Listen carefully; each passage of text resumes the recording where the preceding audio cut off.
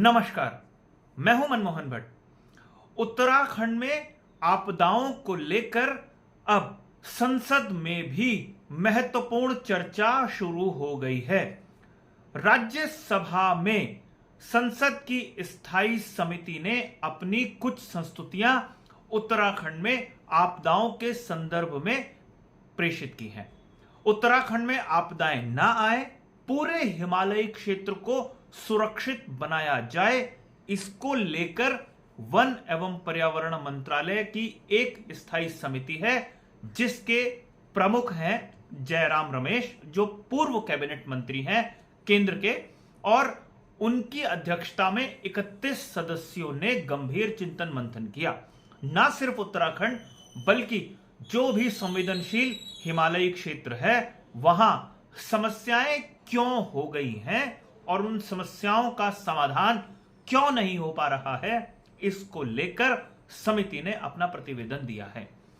उत्तराखंड की चर्चा खास तौर पर हुई है क्योंकि 2013 में उत्तराखंड में केदारनाथ धाम की आपदा आई थी और केदारनाथ के साथ साथ गंगा घाटी, भागीरथी घाटी जिसे कहते हैं, अलकनंदा और मंदाकिनी घाटी के साथ साथ जो पिथौरागढ़, अल्मोड़ा, बागेश्वर, चंपावत का क्षेत्र है वहां पर भी आपदाएं आई थी और आपदाओं के कुछ कारण पकड़ लिए गए थे कि आपदा के प्रमुख कारण क्या हैं और वो कारण क्या हैं जिनके कारण ये आपदाएं ज्यादा तीव्र हो गई। उसके बाद इसी साल जनवरी के महीने में जोशीमठ क्षेत्र के जब धंसने की खबर आई तो ये पूरे देश के लिए चिंता का एक बड़ा कारण बन गया और ये जानने और समझने की कोशिश हुई कि आखिर हिमालयी क्षेत्र में क्यों इस तरीके की समस्या बढ़ रही है। जो समिति है उसने अपने कारण बताए हैं संसद को, राज्यसभा में ये सिफारिशें दी गई हैं। वो कारण हम सारे लोग भी जानते हैं। अनियंत्रित विकास, अवैध निर्माण, नदियों के किनारे खास तौर पर ऐसे स्ट्रक्चर, ऐसे भवनों का निर्माण जो असुरक्षित हैं। और ये बात आज से नहीं कही जा रही है।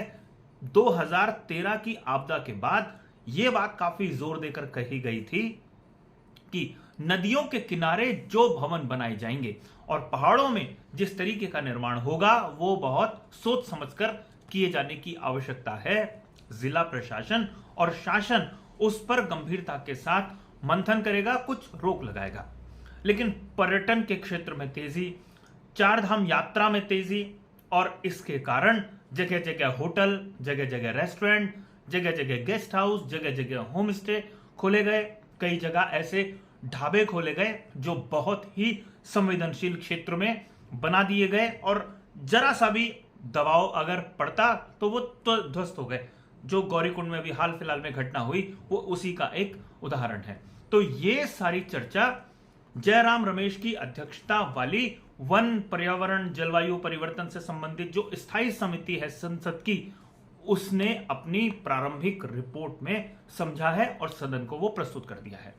उत्तराखंड सरकार ने भी कुछ लगाम लगाने की कोशिश की। उत्तराखंड सरकार ने भी कई बार नियम बनाने की कोशिश की, लेकिन स्थानीय व्यापारियों के, तीर्थ पुरोहितों के दबाव के आगे उत्तराखंड की राज्य सरकारें झुक जाती हैं।